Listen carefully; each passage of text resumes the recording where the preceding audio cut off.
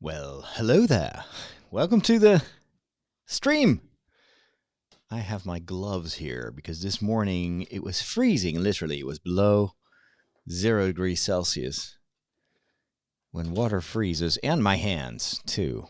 It is one of the downsides of being back in the Netherlands because I miss Rome and the 27 degrees Celsius temperatures and gelato. We have sunshine. That's the upside, but it's a different planet. Rome is hot. This is Hoth. Hey, Taco. Hey, Brave Blast. Hey, Robert. Hey, Leland. Welcome to the chat. I'm about to start my podcast recording. I'm a little bit late in the week. Normally, I record this on Tuesdays, but I hope to get this out before I go home. And I need to go home because I am tired. Hey, yuppie. So, as usual, feel free to comment in the chat. I won't always be able to react right away. Please also explain that to people that will chime in later and have missed this introduction. But at the end of the podcast, when I'm done recording the show, then I'll get back and comment on all your questions. Hey, Sam. Hey, Coleco. So here we go. Let's get this done.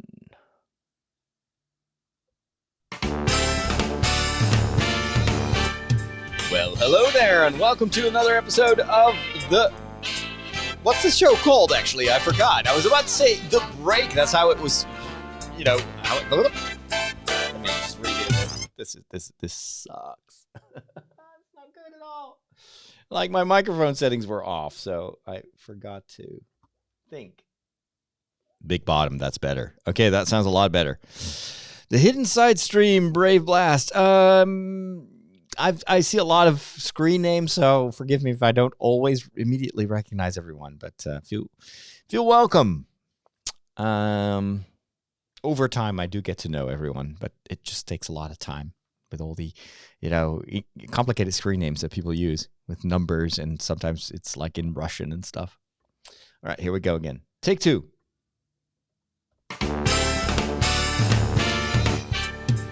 Well, hello there, and guess who's back from a trip to Scotland, England, and Rome? It's me, Father Rodrigo. I'm ready to record another episode of my weekly show. Unfortunately, last week I was too busy to record one, but I'll make it up to you today. I'm always happy to bring this podcast, but also all my YouTube videos completely free from advertisements, thanks to my supporters over at patreon.com/Father Roderick. So if you're one of my monthly supporters, thank you so much, because we all hate advertisements. Do you know what's going on? This is what's happening in your world.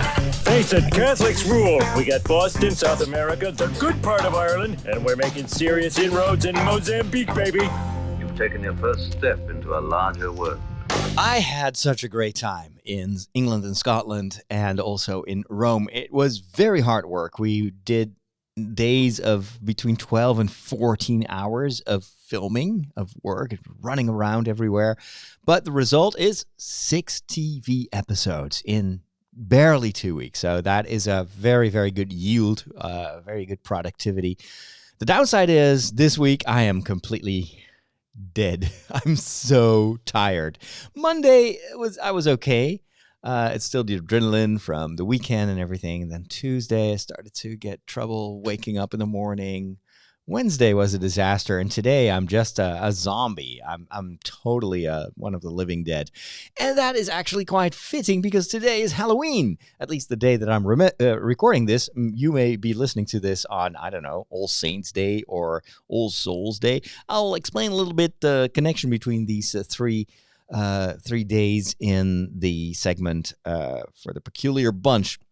Anyway, if you are not yet following me on YouTube, you should absolutely go to youtube.com/Father Roderick and subscribe, because that's where I've been posting my vlogs that I recorded during those weeks in mostly in Scotland and England. In Rome, I just had 3.5 days to film 3 episodes of my show, and also to record my Star Wars Episode 9 trailer reaction. So I don't think I vlogged anything there Not that I remember. But anyway, I've gotten tons of vlogs from the various places in England and Scotland, and I've been posting them on a daily basis on YouTube. So go check it out. And with that, it is time for the weekly segment about movies and TV shows. And I finally watched that movie that everybody wanted me to watch and was curious to hear my reaction. And I'm talking about the Joker movie. Finally watched it yesterday, and I've got a whole bunch of thoughts about it that I would like to share with you. And of course, we need to talk a little bit about Star Wars and The Mandalorian and all that good stuff that is just at the horizon. It's almost November 12. How do you not like movies? They're predictable. Like, the guy gets the girl, and that kid sees dead people, and Darth Vader is Luke's father. Not liking movies is like not liking puppies. They're fine. I just get bored and never make it to the end. You know, you need a movie education. You need a movication. I'm gonna give it to you. So, despite being very tired and also having a little bit of kind of post-Scotland, post-Rome blues these past few days, I did manage to watch the Joker movie. Finally, the 2009 version, of course, because we've seen lots of different Jokers. It's as if the DC universe changes Jokers and Batman like every 2 months. I heard that there's another Batman movie on the horizon, and it's again another actor who's going to play Batman. I don't know. I have to be honest. And you know this if you're a longtime listener, I'm not a big fan of the whole Batman universe. I mean, I'm a Superman boy. I grew up with Superman. That was a hero to me, and it was also what I loved about Superman was that it was so upbeat. He was always saving people, helping people, very noble person. Whereas Batman always felt a bit dark, a bit gloomy, a bit depressed. I don't know. It isn't just, it doesn't fit my character. If I had to choose, between superheroes that I would be myself, I'd definitely go for Superman. However, we all know that DC, is, especially in the movie universe that they tried to create, have chosen the path of darkness. One notable exception, and for me, definitely the most enjoyable DC movie that I've seen for the past 10 years was Shazam. But unfortunately, with the Joker, they went even darker than ever before. I've told you before that I was actually even hesitating. Am I going to enjoy this movie? Am I going to, spend time on this? This so doesn't feel like something I'm going to enjoy. I saw the trailer and really did not at all connect with me. But then I read the thousands of positive reviews and people that said, "Oh, you have to see this movie. It's Oscar-worthy performance by Joaquin Phoenix," or what that's his name. I think. I hope I pronounced that correctly. And it's such a different movie, and I definitely suffered from the fear of missing out. I was like, well, everybody tells me to go see this movie. I have my doubts, but I'll go see it anyway, if only to be able to say that I've seen it. So what did I think? Well, I've got mixed thoughts. First of all, let's look at the positive. This was a movie that was competently made. I'm not a big fan of the cinematography. It felt a little bit bland. It was well done, but a lot of it looked very much like a lot of the other gloomy DC movies. The acting, I have to say, was stellar, especially from the main character who plays the Joker, Phoenix. It's a very physical performance. Almost feels like method acting. He definitely lost a ton of weight in order to play this role. He looks emaciated. It's a super intense depiction of this mentally very disturbed person. Was there any music in the movie? Just songs, and there was a lot of dancing in the movie, but I don't remember any soundtrack or any, like, let's say, symphonic soundtrack. If there was one, then it was forgettable because I totally forgot about it. But I think it was mostly songs. It's kind of the trend nowadays with movies anyway, and even TV shows, where every 5 minutes there has to be a song that either is, enhancing the overall tone of the movie or is contrasting. In this movie, it was all contrasting music. You hear lots of happy music, and they played a few of my favorite songs. You've got these, Smile Even Though You're Crying, etc. There's a lot of these crooner songs that they played, which I have very positive feelings with, but they showed it in a context where it's all like, oh, this is so depressing, and it's deliberately, choosing cheerful music to show how terrible the situation is that you're actually watching. Any more positive things? Well, the movie was finally over. That was a positive thing. So yeah, you can already guess. I did not like this movie at all. Actually, I even have, and don't get me wrong, I don't want to insult anyone who really appreciated a movie. And it could very well be that I just don't see things that I should see in this movie. But my reviews are always very personal. I try to be very honest. I don't try to kind of keep a safe, middle ground. If I like a movie, I'll tell you. If I'm super excited about a trailer, you'll see it because I'm jumping up and down, almost get arrested on St. Peter's Square because I love Star Wars so much. But I also tell you when I really don't like a movie. And The Joker for me was definitely one of the worst movie experiences of the year. Again, not because of the quality of the acting. That's absolutely, totally agree with all the critics, but it is because of the message of the movie, or should I say the lack thereof. I don't understand why people like this movie, why everybody's so hyped out, so raving about it.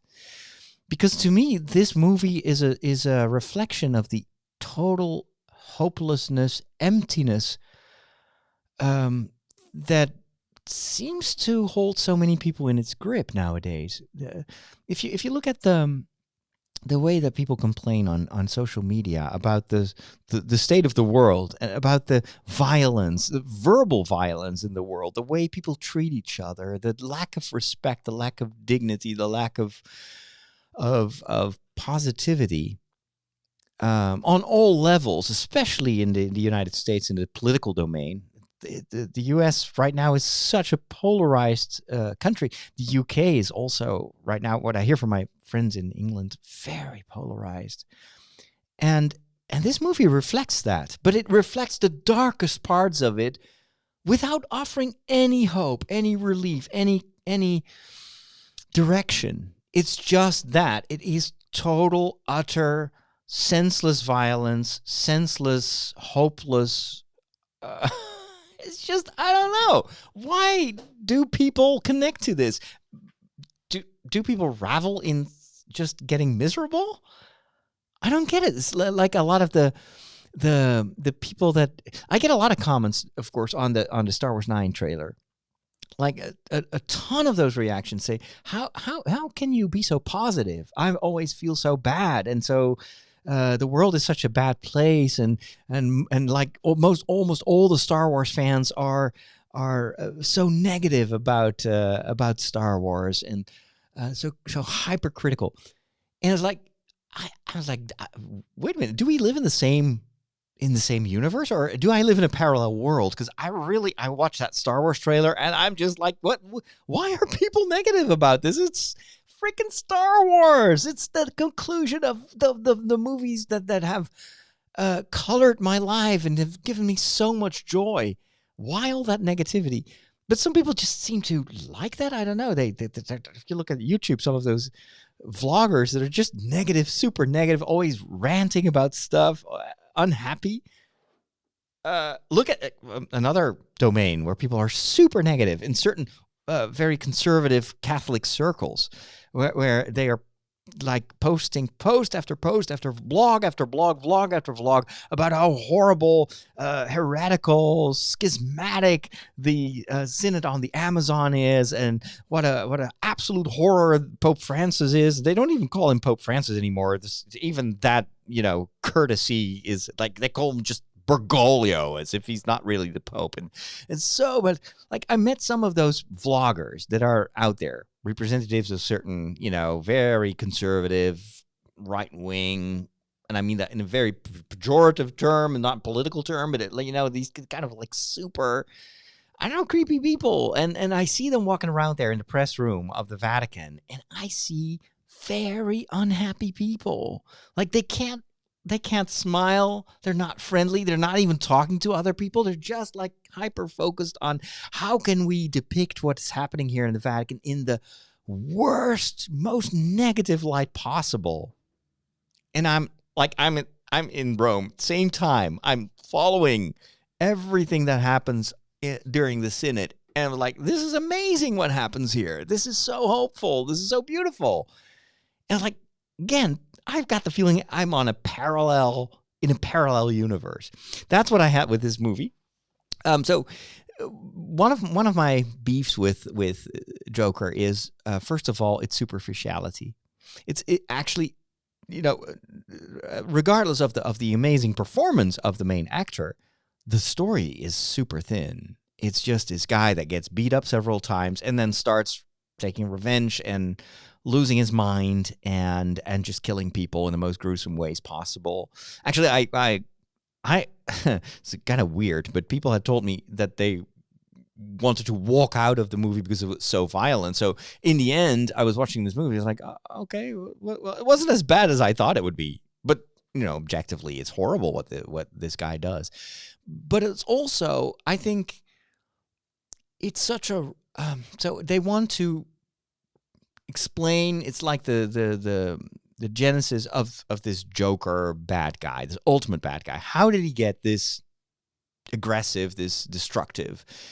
And it's a mental health patient, but there is no depth at all to the depiction of his illness. It's all very, he's got an affliction that he starts laughing when he's actually crying and when he's upset. And then when he's provoked time after time after time, he starts killing people. Like, okay, that's not a very good story arc. And that there's no redemption. It ends with him at the end of the movie just being, just as crazy as he was like halfway through the movie. But then he's becoming the hero of some kind of revolution, some kind of revolt. It reminded me a lot of the scenes a couple of years ago from the 1%, those demonstrations. And I was like, okay, so why is he now all of a sudden the hero of this whatever? What revolution is it? It's just protest. It's not even a movement towards a better society. It's just let's just destroy each other. What kind of revolution is that? So he's not even a hero for the bad guys. And it's just so empty, so empty. There are two nice people in this movie. At least for the first half of the movie. There is his mom, and that ends very badly. And then there's this lady that lives in the same apartment or the same apartment complex as the Joker. A single mother, has a child, but and she seems to be the only person that kind of cares for this patient, for this mental patient, because you wonder, is this is this really helping? Wait, I get distracted because I forgot to turn off my phone. Let me do that right away. But anyway, so even that character at one moment is just gone. They don't finish that story arc at all. And so they even take away the one person that kind of counterbalances all the negativity. I don't know. What is the message of this movie? Why? And I'm curious to know if you love this movie. Let me know in the comments what made it work for you. Because for me, it was just a reflection of a society without hope. And the success of this movie makes me a little bit queasy, a little bit worried. Is like, if this reflects the reality that people experience nowadays, then boy, do we need some hope. Do we need Star Wars?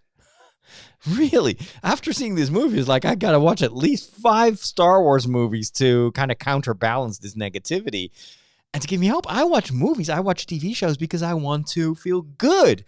I want to get ideas. I want to get inspired. I want to see, and it doesn't always have to be a story with a happy ending and where everything is well. But even as a tragedy, this doesn't work, because a tragedy tells you what the choices that some people make that end up so badly. And then you get to think about, well, what would I choose in this situation? And maybe I would choose a different path and things would end well. But in this movie, the Joker has no choices because he's mentally so ill and people are so mean against him, like without any reason. There's no motivation for anyone who harms him.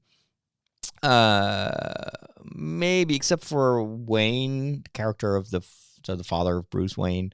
But even there, it's just like, people don't treat each other like that in general. It's such a distortion of reality. So,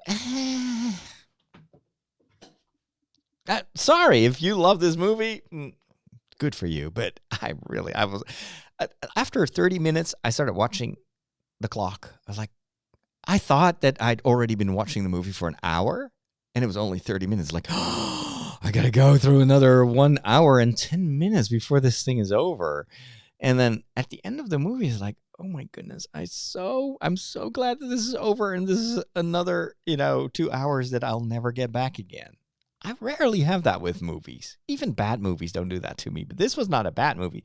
This was, I don't know, destructive to my soul. And yeah. Anyway, let me know what you think and give me some ideas on how can I appreciate stuff like this, because I don't. I'm sorry. And with that, let's move over to a more cheerful Catholics rock world.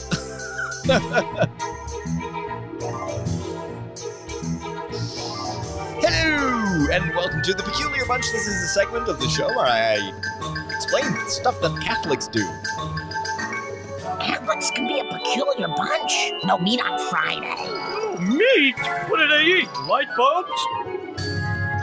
And I want to talk a little bit about Halloween, All Hallows Eve, and the Feast of All Souls Day and All Saints.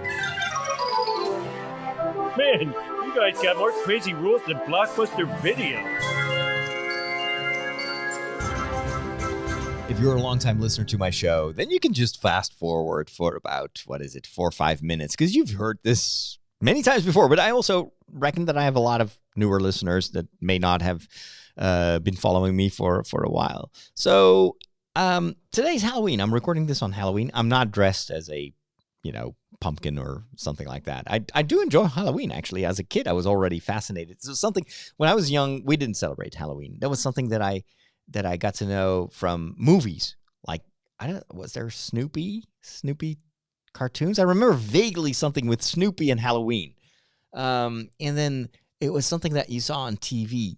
But definitely not a custom in the Netherlands. That has changed quite a bit nowadays. There are Halloween events for kids, and commercially, this also more and more starts to become viable for the local shops and everything. It's not yet at the point that kids go door to door to do trick or treating. We do that actually on the Feast of Saint Martin on November 8th. I'm just like wild guess. My mind is still a little bit broken after 2 weeks of work. But anyway, but it's the same idea. This stems actually from a very old tradition in a lot of our Western countries, where the poor would go, before the beginning of the winter, they would go door to door, and the rich people would give them food or clothes or money. And that was usually, for in case of Saint Martin, that was connected to the celebration of Saint Martin, who shared his mantle with a beggar on the side of the road. With Halloween, that was linked to the Feast of All Saints Day, so All Hallows Day. And on the evening before that, the poor would go from door to door asking, a little bit of holiness from the people. So the people, to honor the saints, people were invited to give something away. That's kind of what makes a saint. It's someone who gives himself away, right? And that was so. It was a very logical connection between All Saints Day and giving to the poor. And usually we do that with Christmas as well. When do you give the most to charity? It's around Christmas time, right? So anyway, that's where this idea of trick and treating come from. So where do the monsters come from? Where do the pumpkins and the ghosts and that come from? That actually comes from the feast that is celebrated in the Catholic tradition, the day after All Saints' Day. So on All Saints' Day, we celebrate all the saints in heaven, including the saints that nobody knows about. And if you're in heaven, that's the fun thing. You're a saint, even if you're not proclaimed a saint, because you can only be in heaven if you're a saint.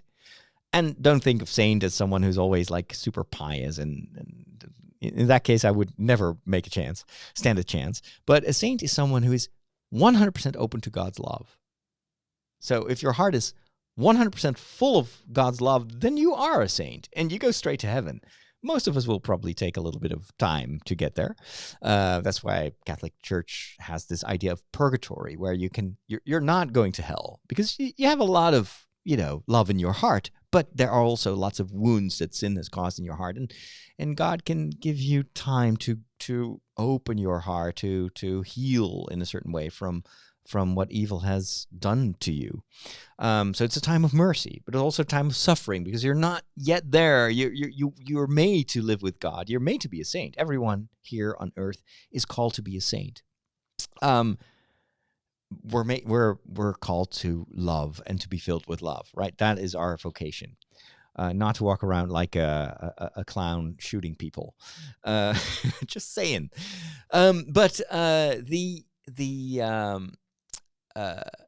So All Saints' Day celebrates the saints that we know of, that we have statues and stained glass windows of, but also the saints, all the people that live in heaven, and can be your own grandmother or people that that maybe is secretly lived a life full of love and are now saints in heaven. So that's what we do on All Saints' Day. The next day we commemorate all the dead, the people that we've lost. And it's a day of prayer for the people that are in purgatory. That's why I mentioned that the other minute. It's because it's linked to Catholic tradition. Always has a very huge solidarity that goes beyond the confines of this life here on earth. We keep praying for each other, even though people die. We still are part of the same family.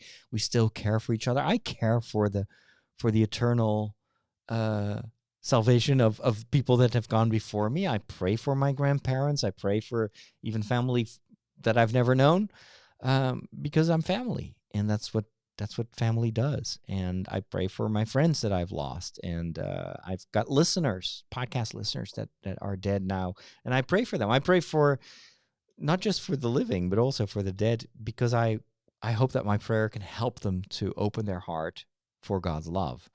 And if they're already in heaven, they're already saints, and I don't know that, of course I don't know that, then I'm sure that God knows what to do with my prayer. There are lots of other people that may, he may redistribute my loving care to people that truly need it. But anyway, so that's why the day after All Saints' Day, All Saints' Day, we pray for everyone who's in heaven. All Souls' Day, we pray for everyone who's dead, either in heaven, but also the people that are in purgatory.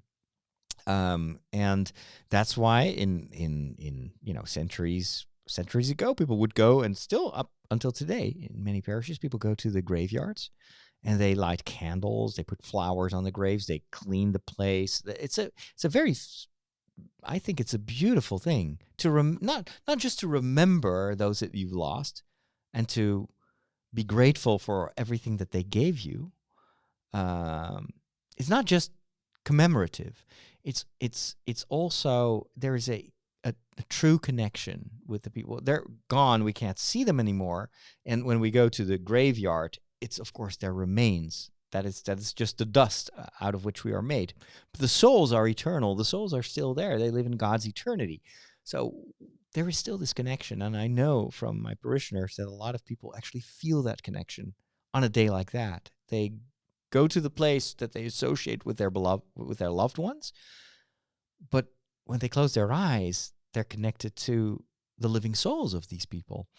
And so the custom of going to the graves and to honor the people that have fallen away, that, of course, we're human, led to creepy stories, because there is something about death that fascinates us. We dream about eternal life, about God. We hope that it's true. We try to believe it. Sometimes very hard to believe it because we have no proof. No one ever came back except for Jesus.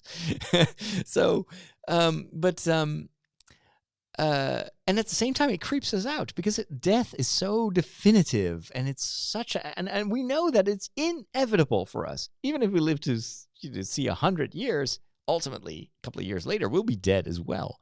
So and that scares us, and we don't know how to handle it. But there are ways to handle it. How do we handle trauma? How do we handle stuff that we need to think about?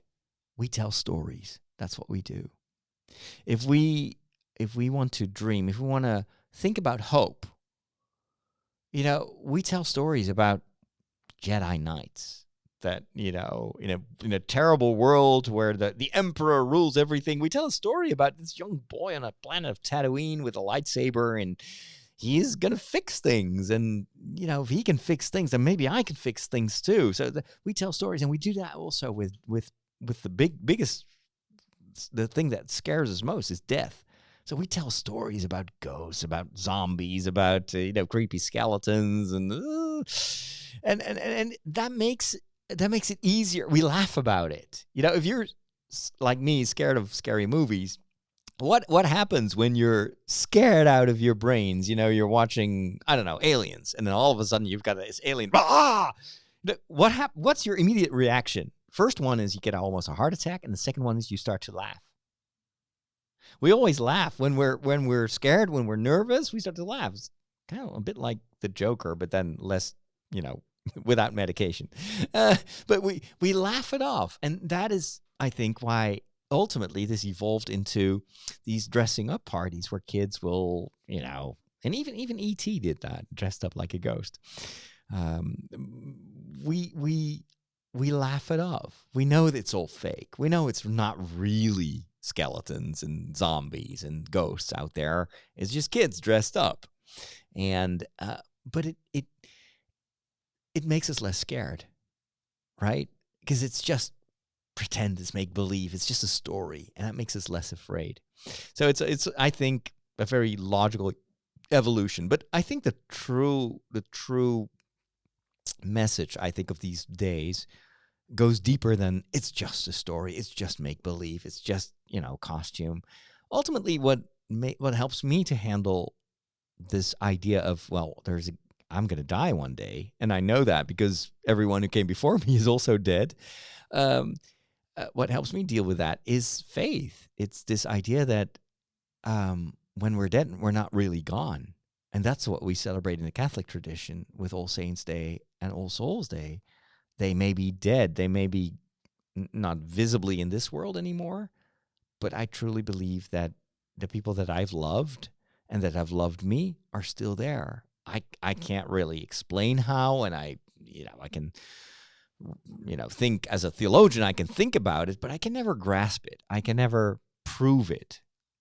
But I can believe it. I can trust it. I can have faith. I can have hope for them and for myself. And that hope and that faith helps me deal with this inevitability of death, because it counteracts this, it's going to be all over.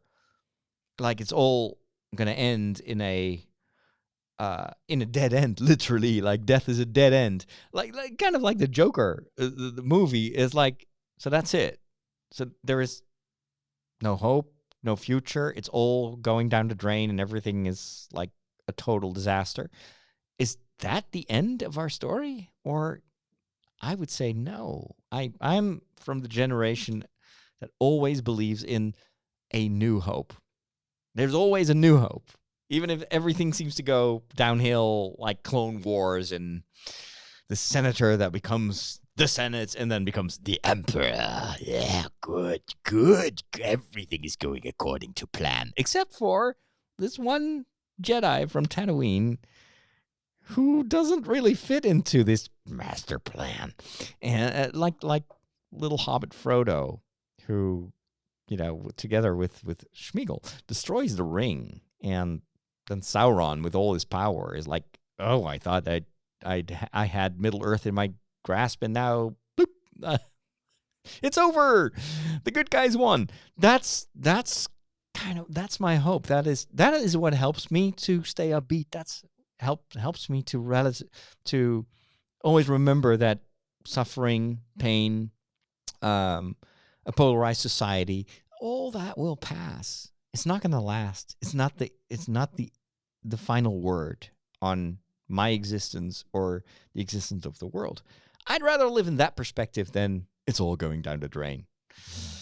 All right, enough about that. Let's move over to the world of books.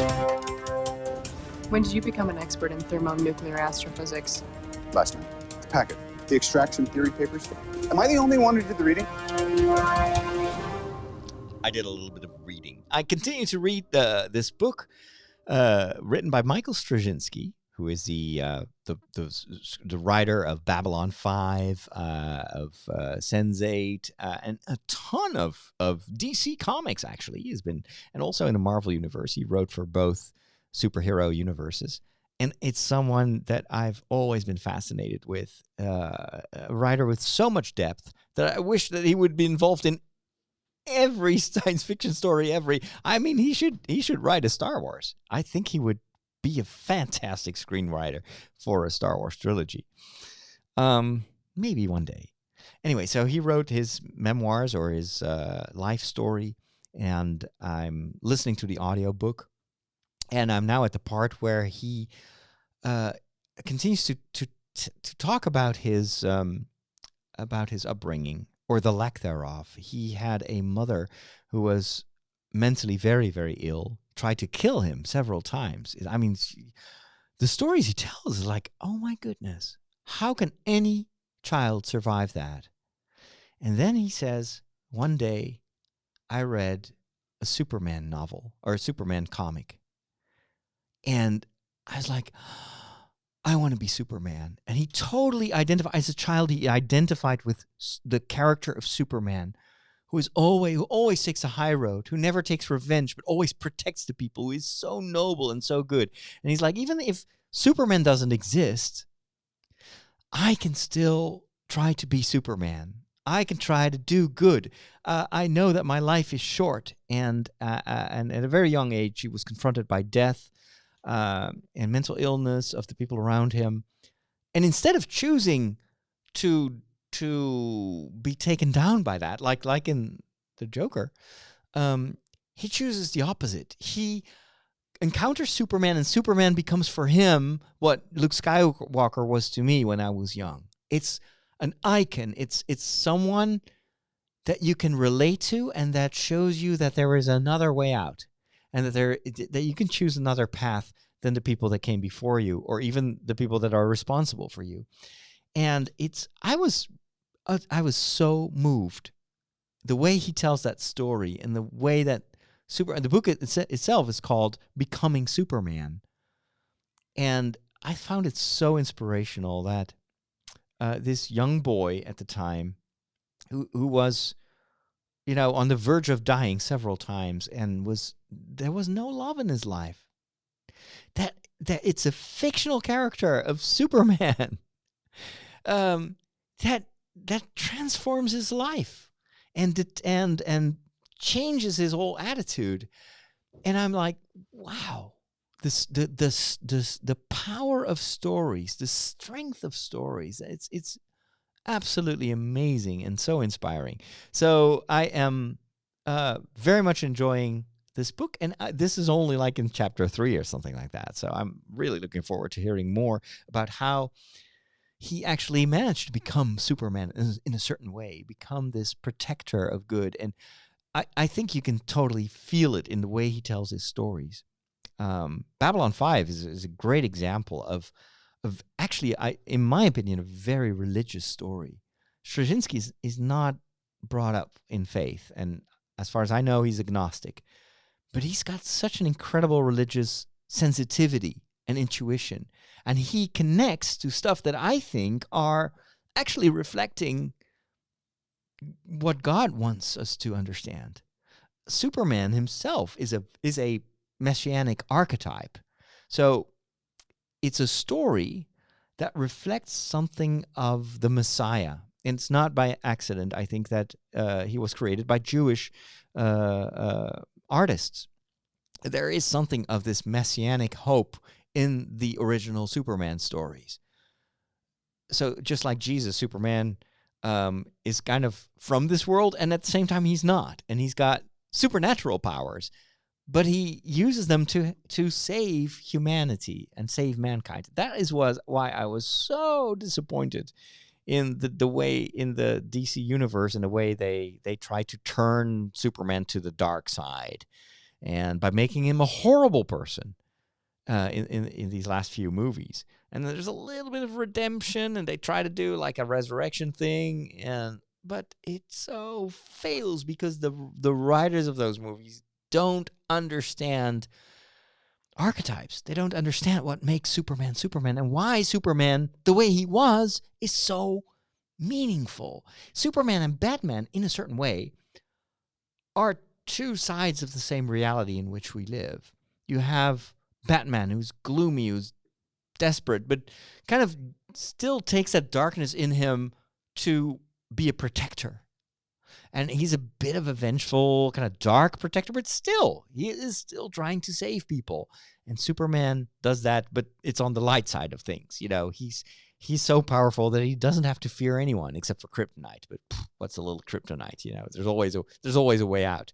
But both superheroes are I think archetypes of Messiah figures, of what Jesus would become, what Moses was to his people. They are endowed with power from beyond themselves, but they use that to serve. They use that to save.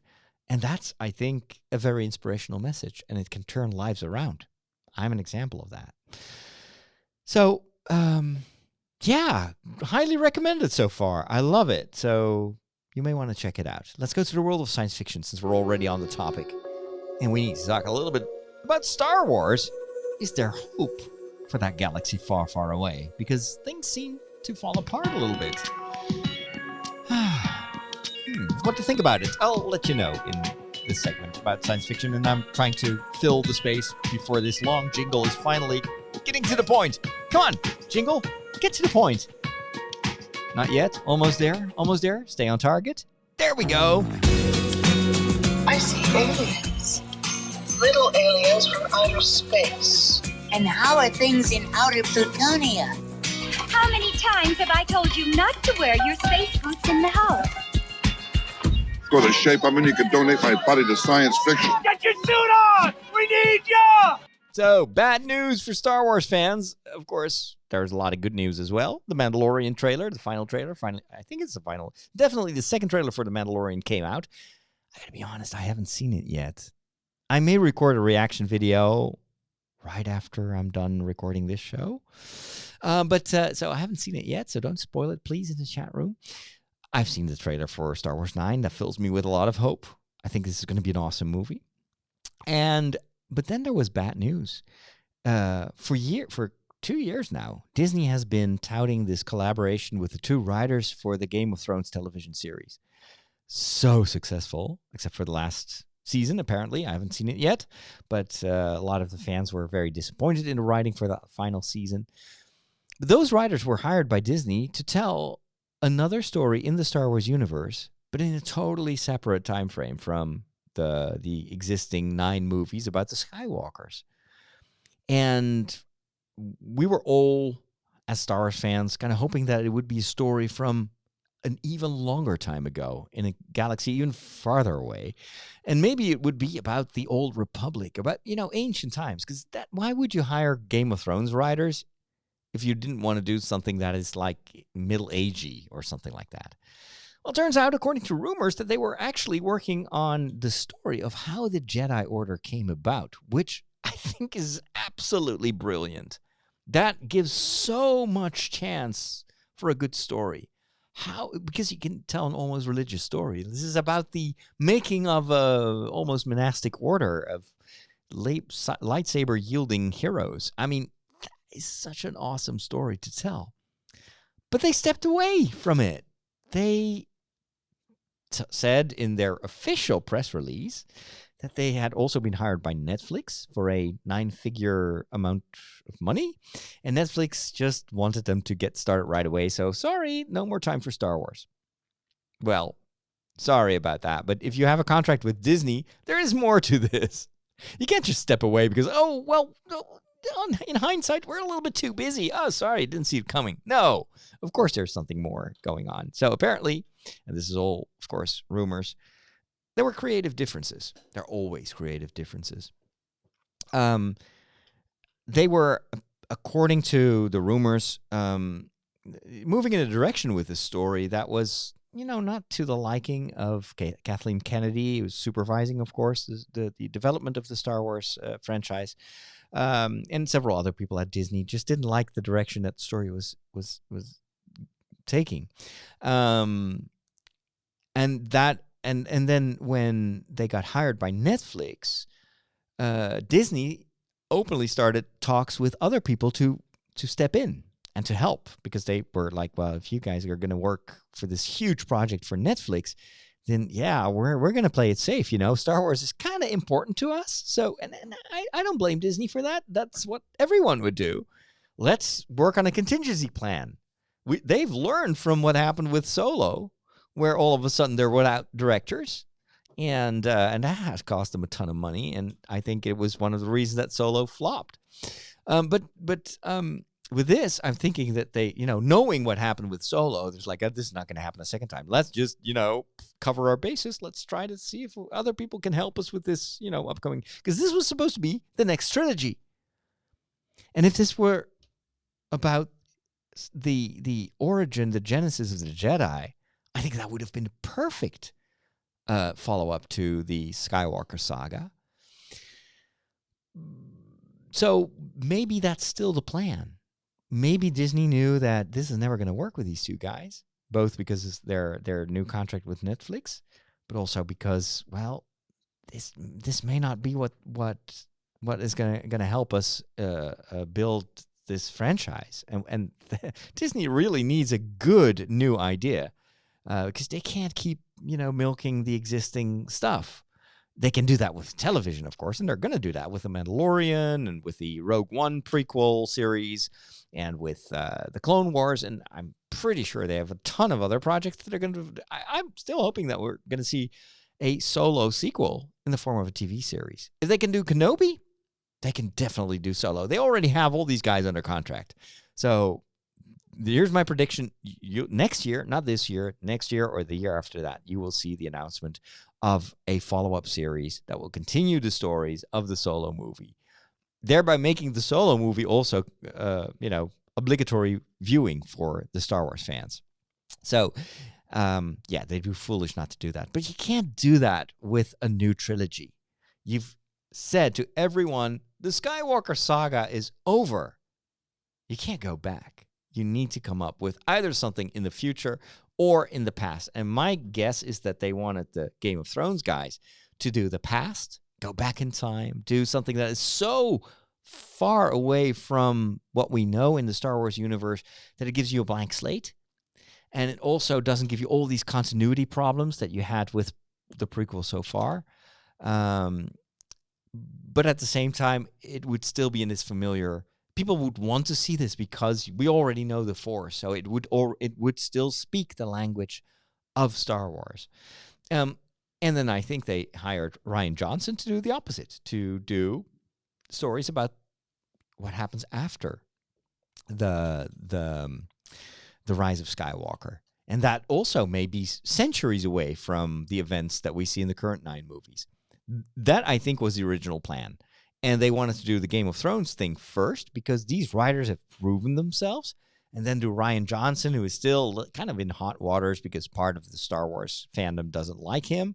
But they could just let that cool down, let J.J. Abrams kind of fix what happened with the return with the Last Jedi, because I still think that The Last Jedi will be better once you see how all these story threads are wrapped up in the 9th movie. So I think that may be able to kind of mellow out a little bit of this, most of the Star Wars fans. And then you can bring back Rian Johnson, after a couple of years. I think that was the original plan. But now that these two guys have stepped away, what are they going to do? My guess is that they have only announced it because Disney already knows that they have a solution. This is the way the industry works. This is not like Disney waking up one morning and is like, oh, Kathleen Kennedy, oh, what? You guys are going to go away? Oh, my goodness, what are we going to do? Quick, let's put Rian Johnson in that time slot. Because the first movie was scheduled for 2022. We already know that. So that means that they have to start filming next year.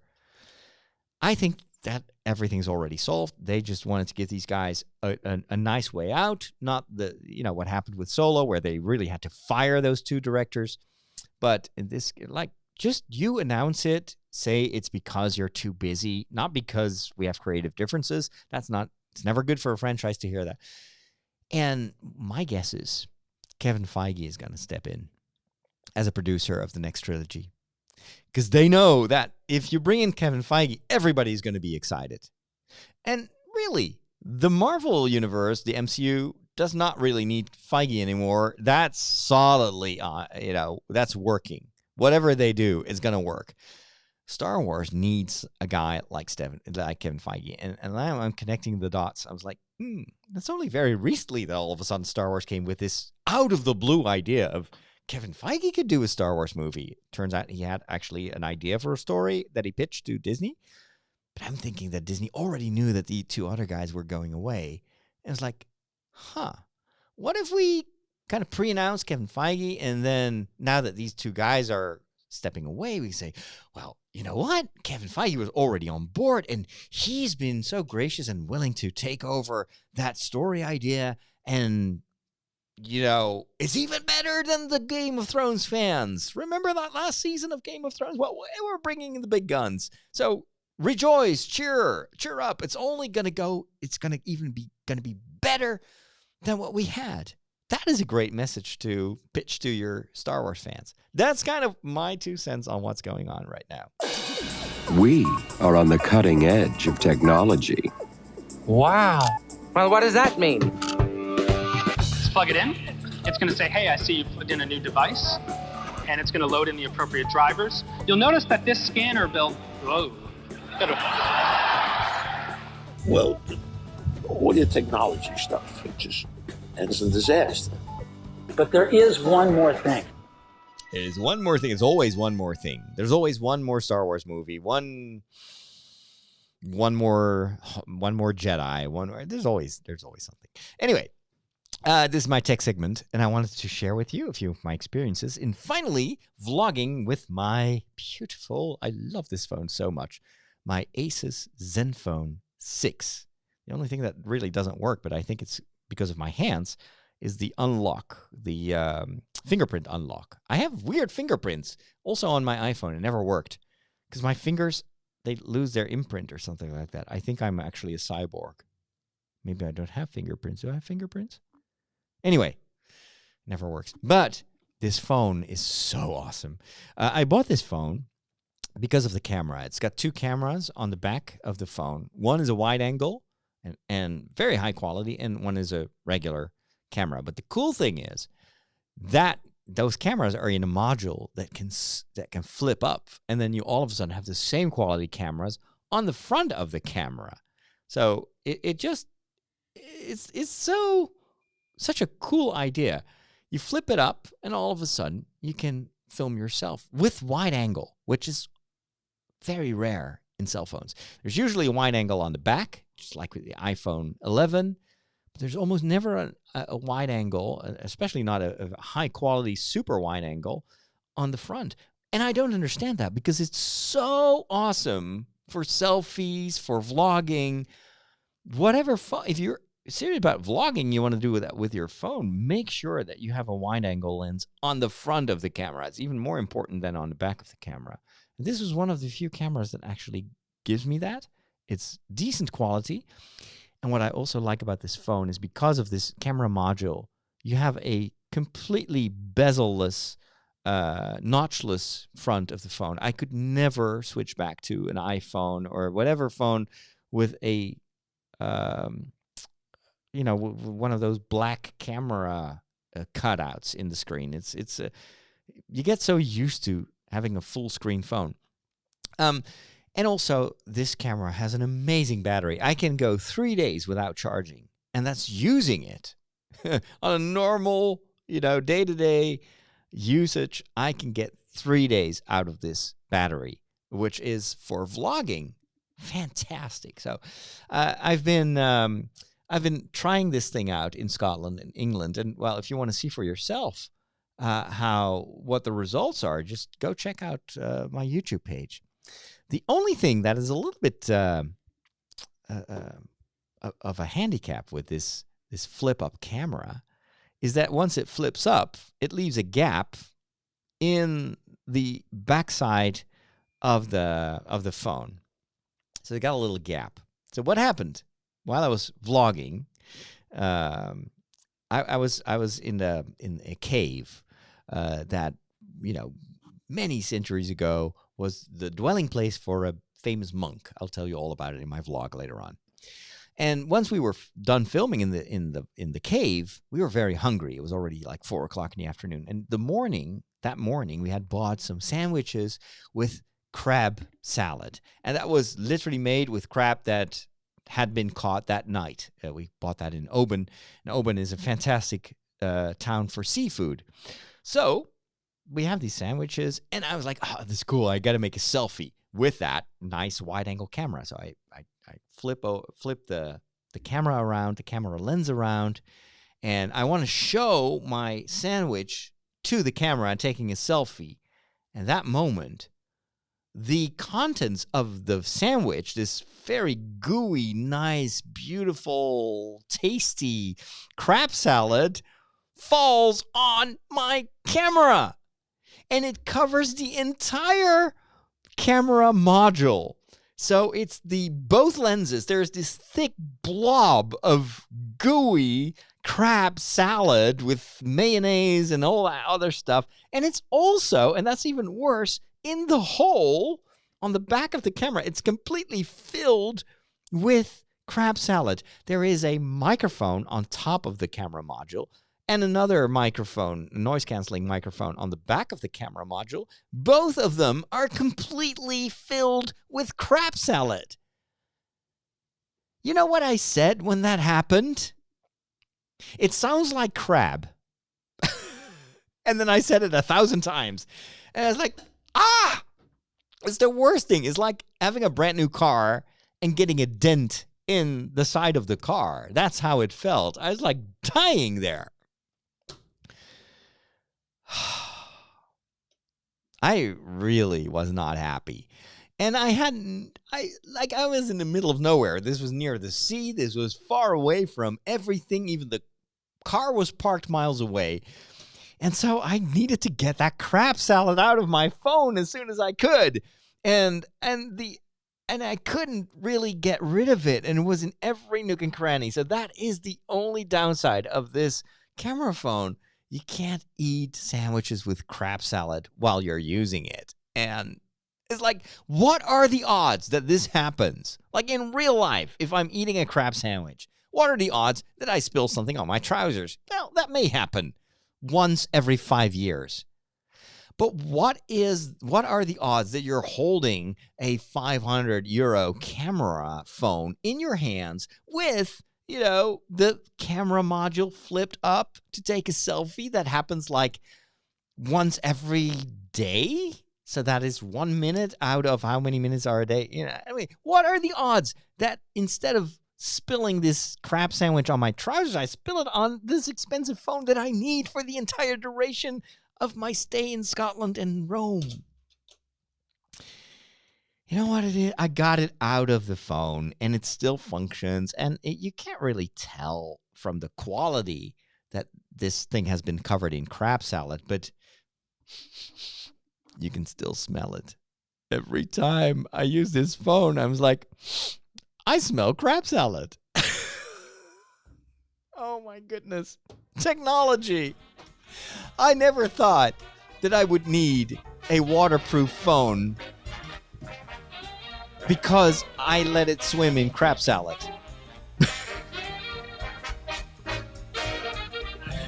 Well, anyway, that's what I wanted to share with you. Thank you so much for hanging out with me. Thanks for the people in the chat room as well. If you want to see this show in real life, then make sure to keep an eye on my Facebook page. And subscribe to my YouTube channel. And if you click the bell icon, it will actually, most of the time, it will notify you when I go live. So if you want to ever join the chat and be an active participant in these shows, then make sure you follow me on YouTube as well. YouTube.com/FatherRoddick. Thanks to my patrons, and thanks to you all. I will be back next week. I'll be back.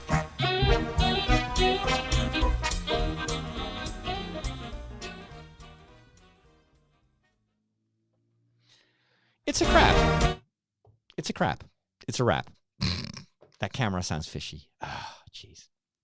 Anywho, for those of you that are still around, sorry I didn't answer all your questions, but when I'm doing a show, I can't always react to the chat room. What I will do now is I'll answer your questions in my in the show that I record for my patrons.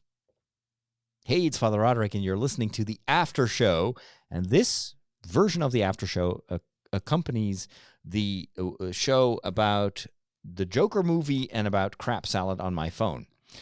If you've listened to it, you'll know what I'm talking about. If not, go over to Tridio.com or to your podcatcher and listen to that episode first.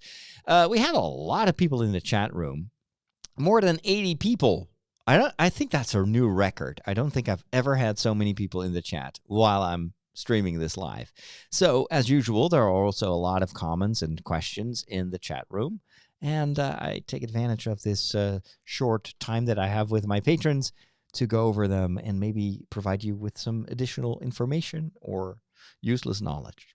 So we had a lot of people from all over Europe. It's the YouTube audience is diversifying on a daily basis. We got so many different countries. And some of these people are not even listening to the podcast. They don't even know that this is actually a podcast. I'm talking, but they think this is just a YouTube live stream, but it's not. Taco is like, Disney Plus is so close. Yes, November 12th. It's just around the corner. It's less than 2 weeks. And I have really enjoyed Disney Plus. I didn't have that much time to watch it. Plus, of course, this is one of the streaming services. I also have Amazon Prime. I also have Netflix. I'm watching series on that. So I've not been a daily user of Disney Plus, but it's so nice to be able to go to Disney Plus and to rewatch some of my favorite movies in 4K HDR. It's quite unbelievable. The quality of streaming is even better than Netflix. For Netflix, you have to pay to get 4K streaming. With Disney Plus, it's just free. It's free. It comes with a package, and I had never seen a movie in 4K before, and it's really, really a difference with HD. So I hope The Mandalorian is going to be in 4K. I'm not even sure it is. Michael says, I'm a new subscriber, but I'm a huge fan already. You mentioned you made some documentaries. Are these available in English? May the force be with you. Well, Michael, good news.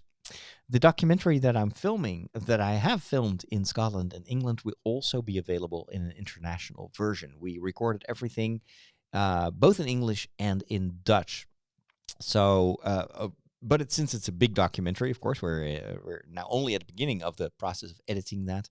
So that will come out probably somewhere in the beginning of next year. So a little bit more patience. And of course, I think I will make it available first for the people that support me on Patreon as a thank you, just like I've done with the Star Wars documentary. By the way, I got a comment the other day about Patreon. Someone said, "Oh, you're almost at your, the next tier of." I had set several goals, and like the biggest goal would be to release the Star Wars documentary. And then I realized, oh, wait a minute. Some people are very new to what I'm doing. I've been podcasting for how many years? 16, 17 years now. And I never realized that people are sometimes just, and I've been, doing Star Wars social media since 1996, since before The Phantom Menace. I already had a website about Star Wars, and I was blogging about it, even before the term blogging was a thing. So, but I never realized there are people that are just starting to discover what I do, and so I was like, wow, I need to kind of bring back that Star Wars documentary that I made, because there are now a lot of new people. I've got 1,500 new followers on YouTube since the episode 9 reaction trailer reaction. So they have no idea that there is a Star Wars documentary. So one of these days I'm gonna sit down and I'm gonna rework the Patreon page, add some new goals and new rewards, because what's currently on the main page of Patreon is hopelessly outdated. Hope you don't blame me too much for it. But, well, most of you are patrons, not because of the rewards, but just because you want to help me do what I do. Have I seen the trailer 2 of The Mandalorian? Not yet. I still need to record my reaction video. I've just been so swamped in work. Let's see. People are commenting that there are too many reboots of the DC universe, and I wholeheartedly concur. We have so many versions of even in this movie, in the Joker, there was a new Bruce Wayne. It was like, oh, come on, and they're retelling the same stuff over and over again. Give us something new. Be creative. That's what I like about Marvel. They dare to do movies about totally, B or C level characters, and Ant-Man and the Wasp. I was like, when I saw that, it's like, what? Why would you make a movie about Ant-Man? That sounded to me like Honey, I Shrunk the Kids. Why? And then they do a good movie about it. And with DC, it's like the same old thing. Like Batman, Superman, Batman, Superman. Oh, Wonder Woman. Oh, that's cool. Let's do another Wonder Woman. And come on, try something more. That's why Shazam was, for me, so refreshing. It's like, oh, finally they get it. Give us more movies like that. More humor, more Shazam, more. Give it a try. They got so many superheroes in their lineup that Disney would wish they could do movies about. But they stick with Batman for some reason and the Joker. Michael writes, I'm American by birth, but Scottish by blood. My last name is McCollum. That's great. There is a castle called Duntran Castle. That is the castle of the McCollum clan. We are from the Hebrides Islands area. Is that how you pronounce it? Hebrides? Hebrides? I don't know. Anyway, that's cool. I wish I had Scottish blood, but I don't. Although, maybe if I drink a lot of Scottish whiskey, I will get a little bit of Scottish blood. Or I get Scottish whiskey in my blood. It's probably not the same. Anyway, what else is in the chat room? Gotham is not the nicest city. No, it's very depressing. David wants to know if I'm from Germany. Nah, I'm not from Germany. I'm from Holland, which is to a lot of people exactly the same, but it's not. We're neighbors. Like the Germans are Germans and the Dutch are the Dutch. There's a little bit of rivalry going on between the Dutch and the Germans. But I think if you want to compare it, it's a little bit like the U.S. and Canada. It's different, and yet so many similarities. Michael says Superman is the best. As a kid of the 1980s, I grew up with Christopher Reeves as my Superman, and it is still the best superhero film of all time. Yes, 2 thumbs up. I totally agree. What else have we got? I think White Room by Cream was the soundtrack. Okay, for the Joker. I don't remember any soundtrack. Have you seen the new trailer of the docudrama movie on Saint Faustina, Love and Mercy? A Catholic with no chill wants to know. I've not seen it. I've heard about it. I heard it was actually quite a good movie, or at least, it had a very limited run, which was quite successful. But no, I'm curious because I know the image of Jesus that is very popular in that particular devotion that was inspired by Sister Faustina, but I've never really heard much. I've been to her tomb in was it in Krakow? I don't remember. Anyway, it was in Poland, but I've never really seen much of her life or heard much of her life. Kevin Feige and the Marvel films just took the old Warner Brothers Richard Donner recipe from Superman the movie and copied that for the Marvel Cinematic Universe, and that's why they are so successful. Maybe. It definitely has that same optimist, upbeat, let superheroes fix the world mood, but I think they added a lot to it. It's also Marvel movies are quality movies. They're very well done. It's kind of a recipe. It's almost a formula now, but it's still a very good formula. It's like your favorite pizza.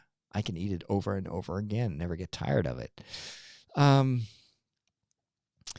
Let's see, what else have I got? Of course, I was very negative about the Joker movie, and I was wondering why some people liked it. Let me see if there's any positive feedback in the chat about the Joker movie. There's a lot about Ewan McGregor, who's back for the Obi-Wan movies. Let's see. The Fallen Order, Star Wars, that's a video game. That's pretty cool. Brick Boys writes, hey, I think the deal with the Joker for some people is that it can feel very real for some people. It can come very close to home for some people. That's kind of what I think. A lot of people live in a world that they experience to be very violent, very intolerant, threatening. And so that darkness is reflected in the Joker movie. And it's maybe because I choose to not live in a world like that, because it's also a choice.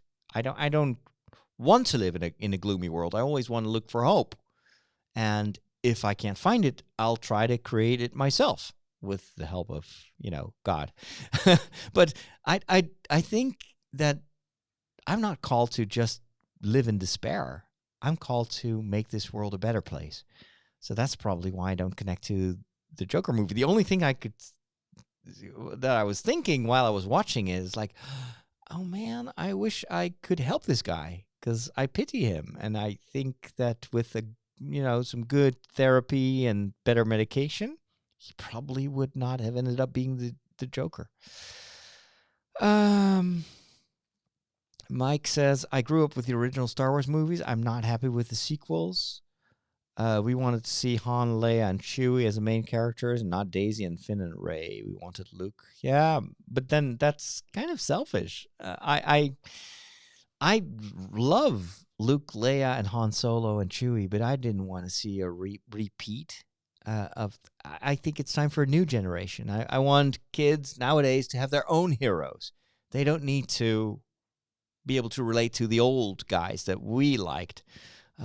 Every generation deserves their own heroes, their own stories. And if it's in the Star Wars universe, you need new protagonists. And if you don't renew, then there will be no storytelling. Because at one point, that's why I'm so glad that they decided to finish the Skywalker saga. You need to stop doing something so that something new can emerge. One day Iron Man has to go away for Spider-Man to rise. That's just the way things go in storytelling.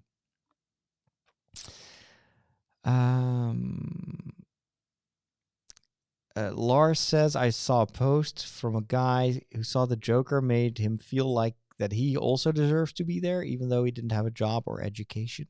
Well, that's not the message that I took away from the Joker. Pope Marcellus II says, my issue with the new Star Wars movies is the weak, unrealistic storyline. That's Star Wars, actually. Weak, unrealistic storyline. Go rewatch The Attack of the Clones. Go rewatch Return of the Jedi. Pretty weak storyline. Very unrealistic. But fun! It's Star Wars. It's for kids. And for those that have not forgotten to be kids. So, yeah, I think people have sometimes very unrealistic expectations of what Star Wars should be because they over-romanticized their own memories of what Star Wars meant to them. Something like that. What do I know? Anywho. And then people reacted to my criticism of some people, some of the media, very conservative media, writing about the Synod, the Amazon Synod, and EOS1 says, sorry, Father, when a Pope brings out some idols to pray to, makes a spectacle of the Catholic religion, one does feel depressed. Maybe you should rethink what a priest's duty is. Well, I don't agree. I was there. I have listened and followed what happened during the Synod for 3 weeks. And that whole idol story was way out of proportion. It was completely taken out of context. And yeah, maybe it wasn't the wisest thing to do, but that was just 0.01% of what truly happened there. And what the focus should be on is what God wants us to do to help the people in the Amazon, not doing some, highbrow religious war about a culture war. It's looking at things from the very American perspective of culture wars, and that's the wrong pair of glasses. And I've seen the distortion happening with these journalists. I read not just American coverage or, conservative coverage. I read what Italian newspapers write, and the reality, what happened at the Synod was so much richer and better and guided by the Holy Spirit than those conservative media made people believe. And I resent the way in which some media have deliberately distorted what happened there at the Synod. I think it's very, I really resent that. And I think it's not doing justice to the people of the Amazon. It's not doing justice to the Holy Spirit and to the Pope. I would say to the people that are upset about that and that hate on Pope Francis, you're doing exactly the same. What you criticized in your opinion, liberal press did to Pope Benedict and to John Paul II. I've shook hands with Pope John Paul II. He was at the source of my vocation. Pope Benedict XVI, I have huge admiration for him. And I equally have tremendous respect and admiration for Pope Francis. And the way he's depicted in those conservative media are hurtful and disrespectful, and don't cover the truth. It is deliberate distortion, and I'm almost angry about it. But anyway, that's the way the cookie crumbles, I guess. The Pope will just do what he needs to do, and so will the Holy Spirit. And I hope that people won't start a schism about this, because it's almost neo-Jansenist what happens right now in some of those conservative circles. And if you don't know what that is, just Google Jansenism. You may learn a little bit from history. Anyway. But please don't tell me to rethink what my priest's duty is, because that is something that in itself is already judging me from the perspective of, like, I know better than you what you should be as a priest. That's not a good attitude, honestly. It's not respectful, and I don't think it's very Catholic. Think about the gospel of last Sunday. The Pharisee and the tax collector in the temple. Who are we in that story? That's an important question to think about. Anyway, enough. Brenda says, this is why I haven't been interested in seeing the Joker. Things can be depressing enough in the States right now, especially in politics, and I prefer to watch some more uplifting entertainment. I totally see where you're coming from. Danilo says, I like the Joker because of the acting. That's what did it for me. And yeah, it was good.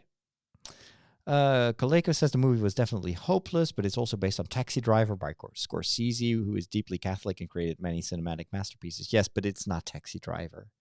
Taxi Driver is a much better movie than Joker. It superficially resembles Taxi Driver, but it doesn't have the quality of Scorsese's movie. Scorsese at least wanted to go countercurrent, wants to make people think, and I don't think the Joker really wants us to think about that. It wants us just to accept the illogical despair of the world. They used Sinatra and Jimmy Durante in the movie soundtrack, but also Gary Glitter. Yeah, that was very controversial, that last one. Taco says, I'm surprised people don't have a problem with Joker, but do have a problem with Star Wars. Yes, totally agree.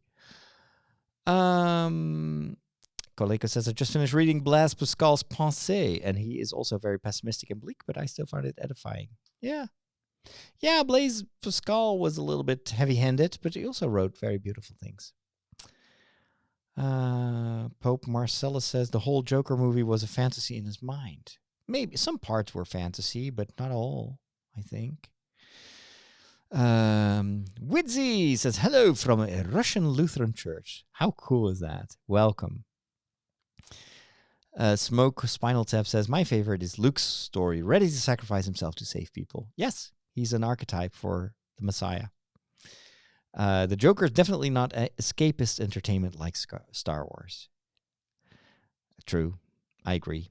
And we all need escapism. There's nothing wrong with that. Margot says, sometimes protesting is the most practical way to get things started. It's okay to point out a problem if you don't have a clear idea how it should be solved. Maybe, but I expect a movie to do more than that, more than just revolting. Like, the story gets better if you actually have a direction to go, I think.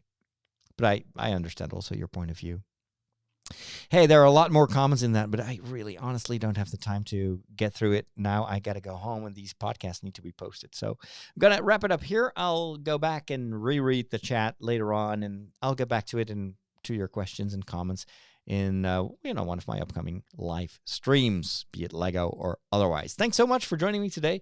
Have a wonderful day. And if you don't agree with anything I said, or you think I'm a bad priest, reserve your judgment and pray for me. That always helps. All right, thanks, and I'll talk to you guys soon.